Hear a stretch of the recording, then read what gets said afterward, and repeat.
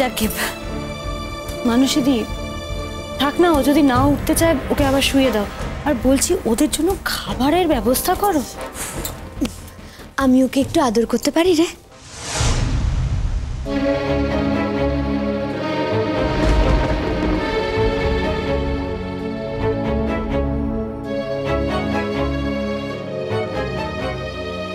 না থাক।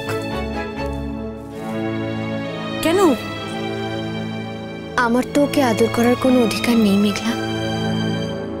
সেই অধিকার আমি নিজের দোষে হারিয়েছি। আমারই পাপ কর্মের ফলে আমি সেই অধিকার হারিয়েছি মেঘলা।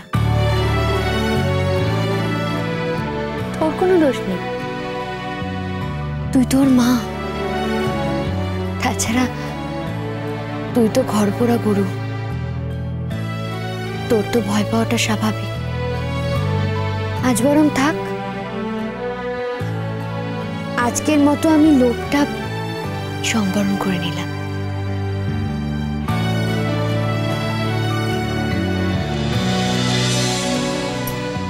যাকে বল এবার কি বলছিলি? তুই তুই আমার বোন মেঘলা। আমি যতটা খারাপ তুই ততটাই ভালো।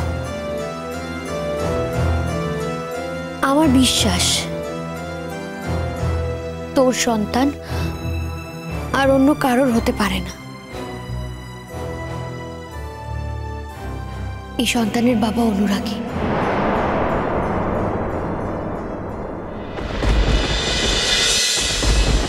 দিদি ভাই, এই বিষয়টা নিয়ে আমি তোর সঙ্গে সত্যি কোনো আলোচনা করতে চাই না।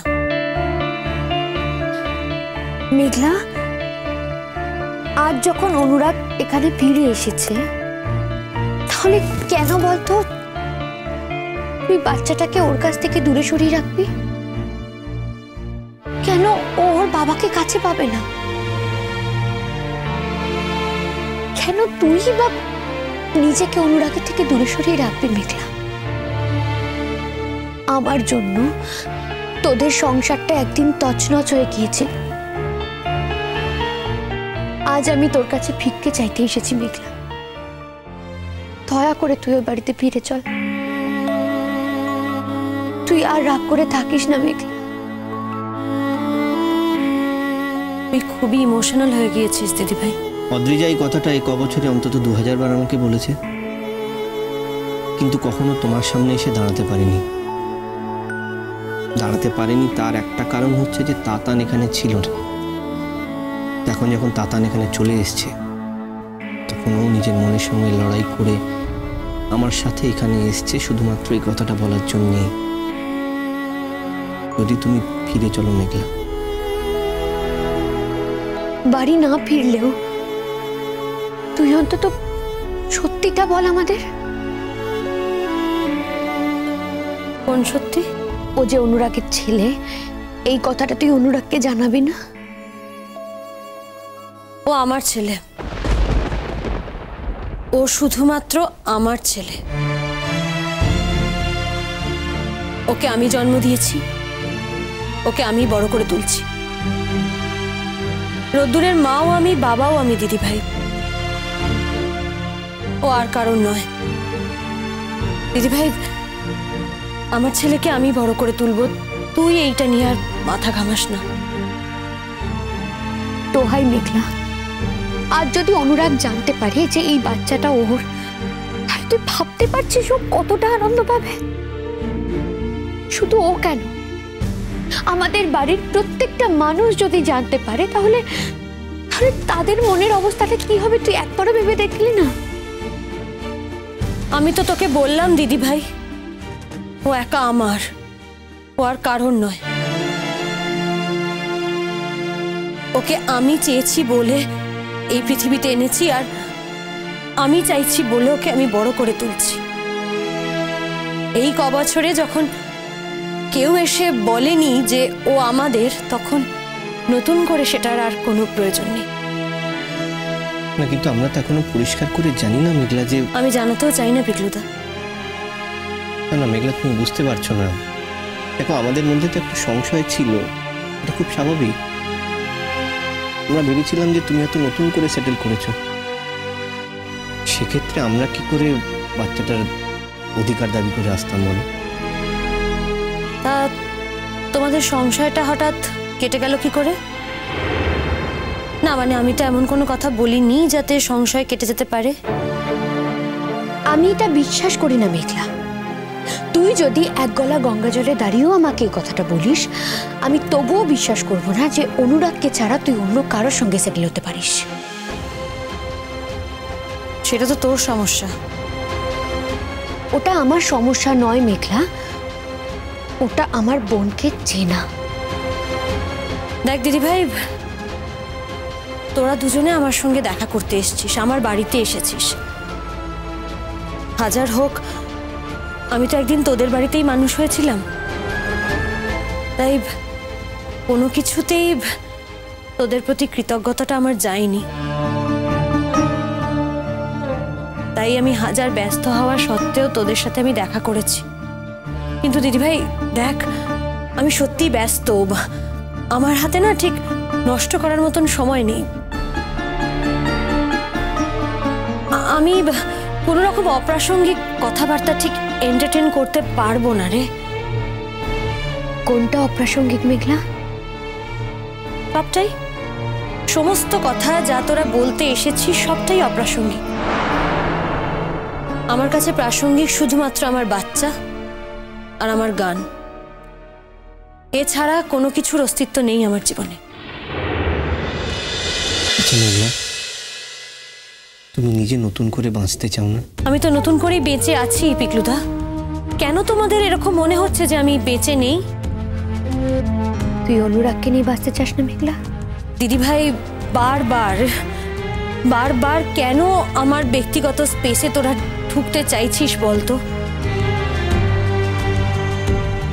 আমি তো বললাম আমি এই বিষয়টা নিয়ে আর কথা বলতে চাই না। দেখ দিদিভাই, আমি কিন্তু আর আগের মেঘলা নেই। আগে আমার ব্যক্তিগত বলে কিছু ছিল না, কিন্তু এখন আছে। আমি দুমদাম কাউকেই আমার ব্যক্তিগত স্পেসে ঢুকতে দিই না। প্লিজ প্লিজ তোরা আমাকে এর থেকে বেশি কঠিন কথা বলতে বাধ্য করিস না। তার মানে তুই চাস না যে সবকিছু আবার ঠিক হয়ে যাক? সবকিছু কি জীবনের সবসময় ঠিক হয় দিদি ভাই? হয় না। ভাবিস না ওটা নিয়ে, আমিও আর ভাবি না। দেখো মেঘলা, তোমার বাইরের থেকে দেখে তাতানকে যাই মনে হোক না কেন, তাতান কিন্তু একটুও বদলায়নি। বিশ্বাস করো, একটুও বদলায়নি। একটা বাড়ি কিনেছে, কাল রাতেই তার চাবিটা ছোট মাসিকে দিয়েছে তাতান। ওর নিশ্চয়ই বাড়িটা নিয়ে একটা স্বপ্ন রয়েছে, আর ও দেশে ফিরে এসেছে। সেটা তো এমনি এমনি নয় মেঘলা। কে বললো তোকে এমনি এমনি? ও তো এমনি এমনি ফেরেনি। ও দেশে ফিরে এসেছে প্রমাণ করতে যে একজন মস্ত বড় গায়ক হয়ে গেছে। পৃথিবী জোড়া ওর নাম। গান গাইবার জন্য আর কিছুর প্রয়োজন পড়ে না। গলায় সুর থাকলে যে কেউ গাইতে পারে, গায়ক হতে পারে, তার নাম হতে পারে। এটাই ওর প্রমাণ করার ছিল, আর সেটা তো প্রমাণ হয়ে গেছে পিকলুদা। সেটা তো আমি দেখেছি। এর থেকে বেশি প্রমাণ ও দেখাতে চাইনি, আর আমিও কিছু দেখতে চাইনি। খুব আশা নিয়ে এসেছিলাম মেঘলা, ভেবেছিলাম তুই ফিরে যাবি, আমাদের সংসারটা আবার আগের মতো হয়ে যাবে। চাইলে কি আর সবকিছু আগের মতন হয়? হয় না। আমরা মনে মনে ভাবি বোধহয় সবকিছু আবার আগের মতন হয়ে গেছে। ওটা মনের ভাবনা দিদিভাই, মনের ভুল। কখনো আগের মতন কিচ্ছু হয় না। এই দেখ না, আমি যদি তোদের কথায় ও বাড়ি ফিরে যেতামও, তাহলেও কি সেটা আগের মতন হতো? হতো না তো। যে মেয়েটা একদিন ওই বাড়ি ছেড়ে বেরিয়ে এসেছিল, আর যে মেয়েটা ফিরে যেত, সেই দুটো মেয়ে এক নয়, এক হতো না।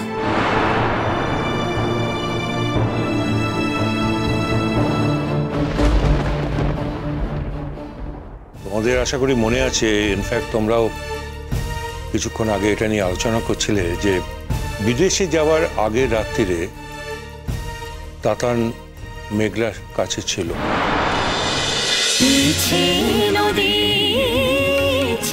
নদী